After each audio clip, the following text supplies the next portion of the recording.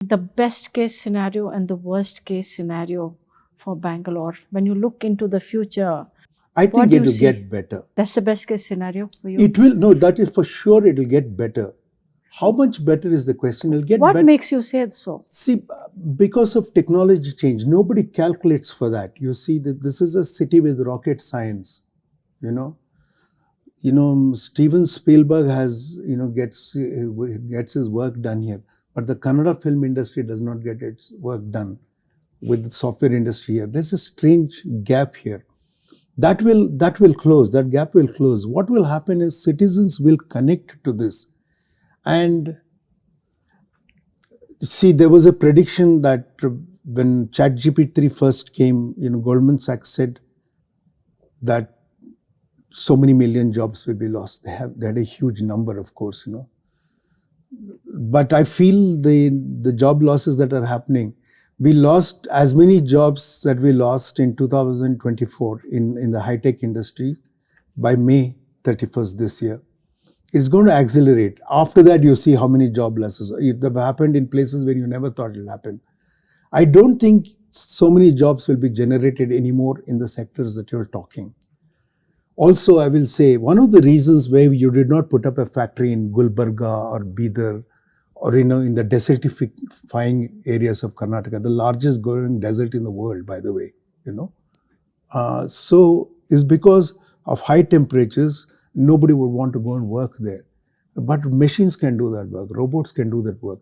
If there's an assembly line kind of work, if it's repetitive jobs, robots can do that very well. And I feel in large manufacturing, actually the poor will be the ones that will be hurt most by the induction of AI, machine learning and robotics in industry. And what will happen is these jobs will go. And people will have to go back to an activity, commercial activity that everybody needs, which is agriculture. A lot of people will return to agriculture because the jobs are permanent there and we need food, And mechanization with this kind of land fragmentation, is not going to be a great idea. So they will go back to that, I think. So I can't predict all the changes. I'm not sure if agriculture would absorb so many people, but it's the services economy, the experience economy, which probably will see a lot of But what kind of services it will become? That's what. So what kind of service economy is a question. I'm not saying I'm any kind of economic expert, but it's a big question to look at. I don't think it's being answered. Yeah. That AI will generate new jobs will be there, but there'll be degraded jobs, Yeah. So and are you training people for those degraded jobs? So the point that you are making actually is that Bangalore's future, you see closely linked to the job market and with the pace with which the city is creating jobs. That will change. And as that slows down, it will become a high value. And that gives you hope. It becomes a high value city. Got it. Where, value addition will be much higher scale. Sure. Where people can work above robotics and AI. That this city will become that, I think, then it will get decongested by itself. Got it. Harini, your worst case and best case scenario as you look ahead. I'm an optimist who want the city. But I'm an optimist who want the city is very pessimistic. Okay, please go ahead. I see climate change. I see it looming in our future. We have planetary crises. We have the biodiversity collapse. We have the... Unpack that a little. Yeah, what do you mean when you say... At the planet scale, we have many processes that are collapsing. We've reached tipping points. We have crossed 1.5 degrees. Now climate scientists who are doing predictions say it's not 2.5 degrees. We might hit 7 degrees. My God. If we hit 3.5, civilization is going to be unlivable. Business and these are real scenarios, not hypothetical. These are real. The IPCC best scenarios, which I've been part of writing reports, the worst scenarios of IPCC are better than the scenarios we're seeing now. Okay, and they're coming harder, faster, and quick. Just even the IPCC's interim report. By the time the final report came, what they predicted for 50 years had happened already in that interim. It's really bad. And then there's the biodiversity collapse. Pollinators are vanishing. If you have bees collapsing across the world, who's going to pollinate your vegetables? Okay, that's across the world. It's not Bangalore. Insect populations are plummeting everywhere, dying at a very fast rate. Very fast rate. Then there is your, pollution. We have the kinds of novel pollutants that we are releasing because of plastics and other synthetics that we create.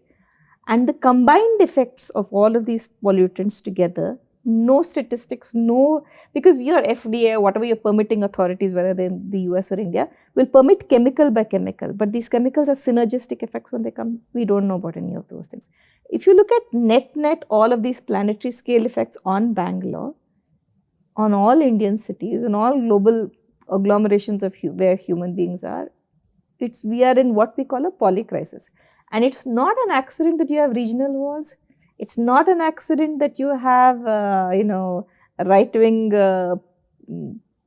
elected groups across the places or dictatorships coming in.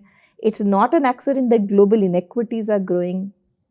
There are certain things going on because it's all related to the ecological crisis. So if you ask me, I feel the way forward. In fact, not just me, a lot of climate scientists, ecologists, sustainability experts are talking about the fact that we are seeing what you call a polycollapse, a collapse of many systems, social systems, financial systems, cultural systems coming. Nobody's looking at that because... Even the nation state. Nation state, yeah, everything. So they're saying what will survive is community and what they call bio-regionalism. So you have regions which are biological regions, which means they grow their own food. That's what I'm also coming That's to. Exactly what you... Yeah. And that bioregion is what we need to hunker down and to survive. And for that, it's not individuals, we'll have to depend on communities. And for that, like you're saying, the idea of the caste boundary has to go. The idea of the hierarchy has to go. And that's very ingrained in us. And so we need to dissolve all that and hunker down into communities. Personally, much as I think still Bangalore is my favorite city, I would probably leave at some point because I'm in Sarjapur. If I was in the central Bangalore area, I would say it was still... Come to central Bangalore. But I'm thinking of going to Mysore or somewhere else because it's what Bangalore used to be. Sarjapur is unlivable. In my last 1.5 kilometers, I can take 45 minutes, I can take 1.5 hours, I can take 2 hours. And this is a daily problem. It's culturally dry. Yeah. I still say a die-hard optimist, but about the future, I think one has to be realistic. At 81, I am not a die-hard optimist. There's not much time left for me on this planet, which is going towards its destruction, as Harini mentioned. I don't know. You see, we just don't know what the impact of artificial intelligence is going to be, not only on Bangalore, but everywhere else. Agriculture, of course, will remain, but what will be the nature of agriculture? Fortunately, because in India, holdings are so small, there is going to be limited mechanization. You won't use a robot for 2 acres of land or 1 acre of land. So people will find employment in agriculture in any case.